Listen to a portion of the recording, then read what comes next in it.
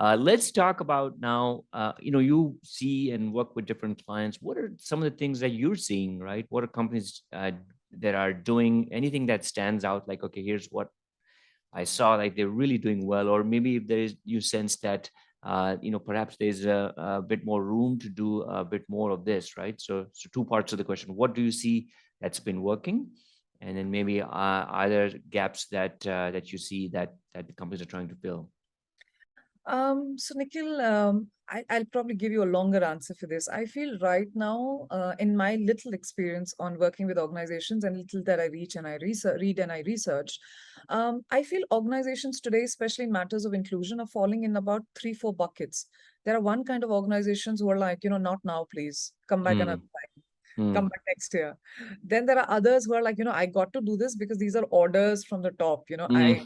I have no The option. CEO expects, or the boss Yeah, the expects. CEO, the HR, the talent acquisition is, telling you, we need to hire more people, go out there, hire women. Then there are organizations who believe, these are good. It's a good thing to do. There is no harm, and these are usually organizations who reached a certain stage of maturity in their lifespan. Right. And there are organizations who believe, there is a business imperative because our clients are diverse, and it probably makes sense for us to equally be diverse. Our Mm, clients are Gen Z, so let's have Gen Z. Our clients mm, are women, so let's have women.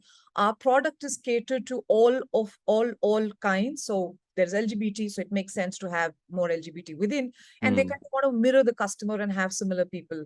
And mm, then there's the last bit of organizations which are truly authentically inclusive. Now, mm. if I was to bucket them together, and research says this, there are about 20% of organizations who are not interested, which is fair. They could be on a very different growth path right now, wherein maybe getting the numbers right could be really important. And we've all been in business. We understand there are stages like that.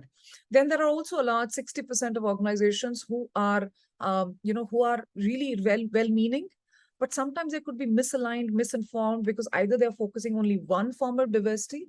But remember, if you treat one person very, very special in the house, and especially when you've had siblings in the house, you know how the others feel, right? So if you feel it, then it almost becomes very tokenistic, and it becomes Yeah. very, very reservation based or a quota based. Right. That somehow doesn't work for others. They're like, oh, but what about us? We've been here for so long. We have no respect for us.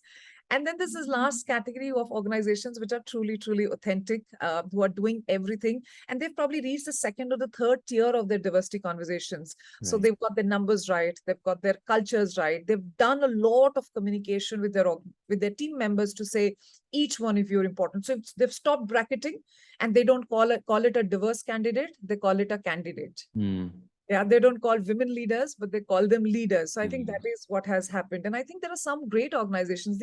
In fact, was it 10 days back that I read that ITC is now going to hire about 60 people who are, visually impaired, because Mm. they want to use their particular sense of smell that they bring to the table, and want to use them for their perfume business. So there are Wow. these very innovative things that I think organizations are trying to do. Just yesterday, I saw an ad by Burberry Kids. And it was so heartening to see that they had this entire range for kids who were all kinds. So I saw a small boy who was a Surd, who was wearing a turban, who was a Burberry representative. I saw African black girl, she was also on the ad. And then you had a girl who had vitiligo, which is she had a skin condition where her skin colors were very different. So I Mm. think everyone's trying to embrace people and say, as an organization, we stand for all of you. We have products for all of you, and Right. our beauty standards or our product standards are not just going to be one kind. So I think there is lots that the organization is doing.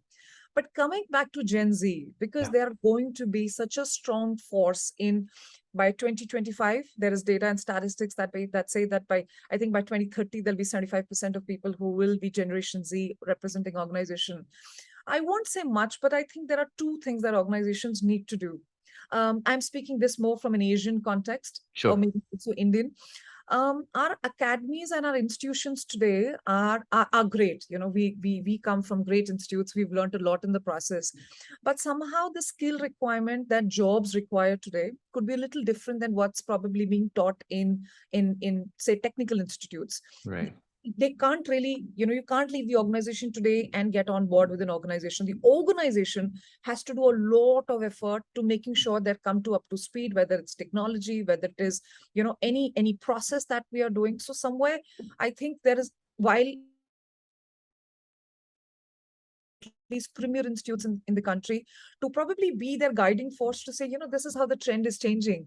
And when you're creating this force of people, then can they be aligned? And if that is done well, maybe the step two for organizations today is how do you really teach them and be patient with them?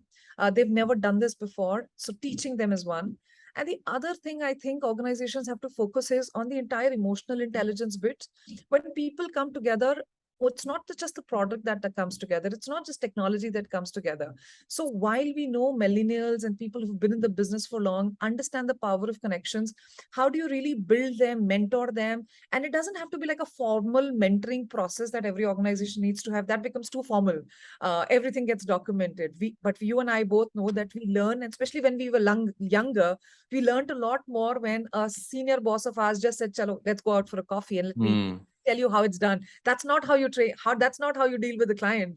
That's not how you negotiate. That's not how you sell the product. So I think some of those informal conversations are important, and I think thanks to all of us getting out of pandemic, we'll get that hand holding literally from people, and I think that is what can probably make the difference and change.